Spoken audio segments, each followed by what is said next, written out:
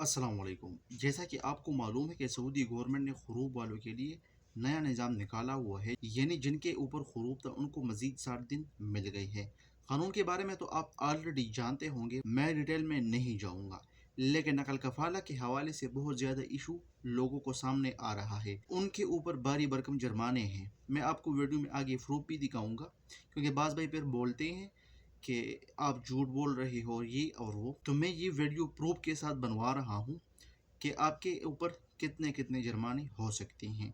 तो इसी वीडियो में हम आज इस बात के हवाले से वजाहत करेंगे कि जिन भाइयों के ऊपर जुर्माना है उन्हें क्या करना चाहिए, या आपको नकल कफाला लेना चाहिए या कौन सा तरीका है जिससे आप नकल कफाला ले सकते हैं।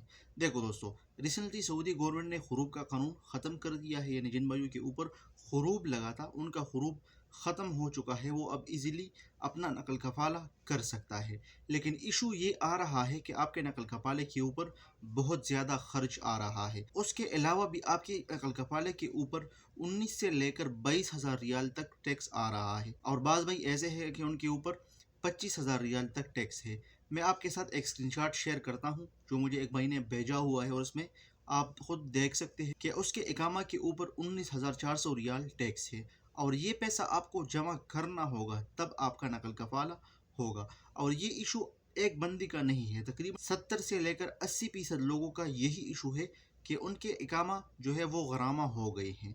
तो इसका कोई हल नहीं है भाई, आपको ये पैसा पे करना होगा। सऊदी गवर्नमेंट ने सिर्फ और सिर्फ आपको 60 दिन दिए हुए हैं। आपके ऊपर जो मकबल माली है वो आपके ऊपर ही रहेगा, ये आपको माफ नहीं होंगे। अगर आप अपना नकल कफाला करना चाहते हैं, चाहे आपके ऊपर 19,000 रियाल हो या 20,000 रियाल हो या 25,000 रियाल हो, ये आपको पे करना पड़ेगा। असल में ये पैसा वो कपील पे करेगा जिसको आप ट्रांसफ़र करवा रहे हो। सऊदी गवर्नमेंट के मुताबिक आप जिस कमील को ट्रांसफ़र करवा रहे हो वो आपके ऊपर जितने भी जुर्माने वगैरह है वो पे करेगा। लेकिन असल में वो कपील आपका पैसा पे नहीं करता है, आप खुद पे करोगे। आपने प्रूफ देख लिया होगा।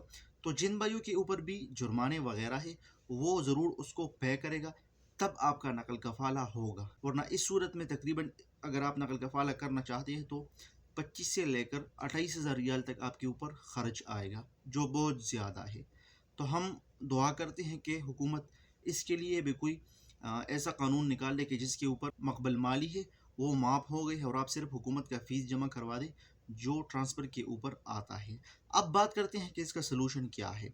अगर आप कंपनी या कफ़ील को तनज़्ज़ुल कर रहे हैं और आप उससे बात कर लें कि मेरा जो सैलरी है उसमें से मुझे कम पैसे दिया करो या ना दिया करो, लेकिन आप मेरा ट्रांसफ़र ले लो, तो फिर ये बेहतर बात है अगर कंपनी या कफ़ील आपका ट्रांसफ़र करवा दे और आपसे पैसे काट ले। यही एक हल है।